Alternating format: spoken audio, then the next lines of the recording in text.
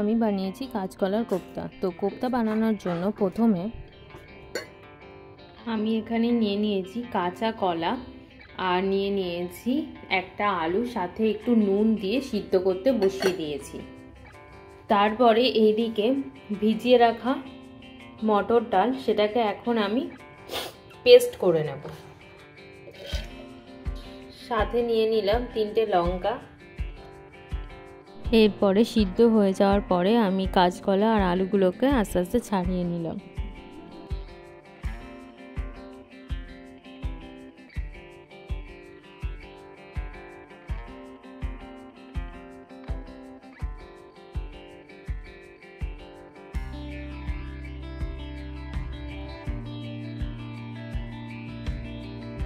এর মধ্যে আমি নিয়ে নিয়েছি কলা আর আলুটা, ঠিক আছে, আর নেব পেস্ট করে রাখা ডাল।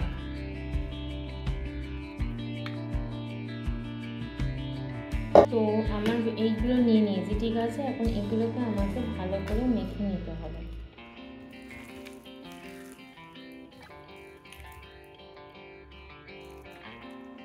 প্রথমে নিয়ে নিলাম নুন, তারপরে নিয়ে নিলাম হলুদ গুঁড়ো, তারপরে নিয়ে নিলাম লঙ্কা গুঁড়ো, নিয়ে নিলাম গরম মশলা গুঁড়ো, তারপরে নিয়ে নিলাম গোলমরিচ গুঁড়ো।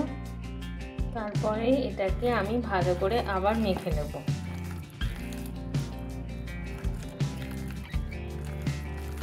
তো ফাইনালি দেখো আমার কোপ্তার ব্যাটারটা কিন্তু পুরো রেডি। এবার কোপ্তাগুলোকে আমি একটা একটা করে ভাজবো। তো প্রথমে আমি কড়াইতে তেল গরম করতে দিয়ে দিলাম। তেল গরম হয়ে গেলে এবার একটা একটা করে এরকম ছোট ছোট গোল করে নাও, দিয়ে এর মধ্যে ছেড়ে দাও।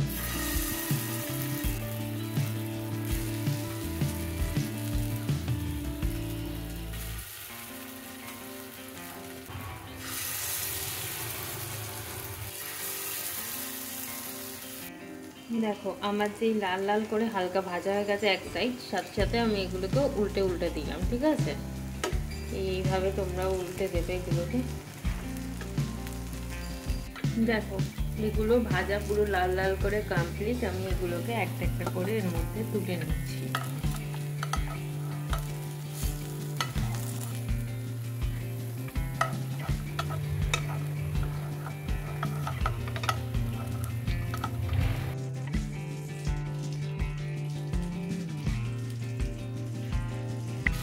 আলুগুলোকে নুন আর হলুদ দিয়ে হালকা করে ভেজে নেব।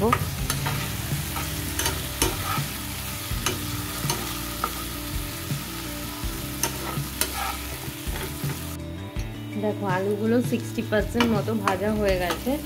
আমি এবার এগুলোকে তুলে নেব, ঠিক আছে। একই সাথেই আমি রেখে দিলাম। এবার ঝোল করার জন্য দিয়ে দিলাম কটা গোটা জিরে, একই সাথেই দিয়ে দিলাম কিছুটা মতো পেঁয়াজ,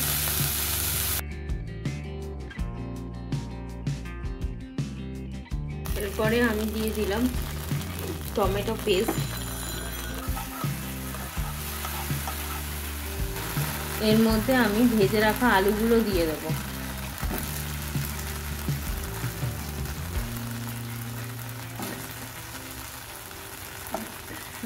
এরপরে অ্যাড করে দিলাম জল। এরপরে দিয়ে দিলাম গোলমরিচ গুঁড়ো, নুন, দিয়ে দিলাম হলুদ, এরপরে দিলাম লঙ্কা গুঁড়ো, দিলাম গরম মশলা, দিয়ে দিলাম একটু চিনি দিলাম এর কারণ ঝোলের কালারটা ভালো হবে। দিয়ে এবার এটাকে ভালো করে ফুটতে দিতে হবে। ঝোলটা যেই রেডি হয়ে যাবে তারপরে অ্যাড করে দাও এই বড়াগুলো, তাহলেই রেডি হয়ে যাবে কাঁচকলার কোপ্তা। তো আজকের এই ভিডিওটা ভালো লাগলে অবশ্যই লাইক, শেয়ার, কমেন্ট করো।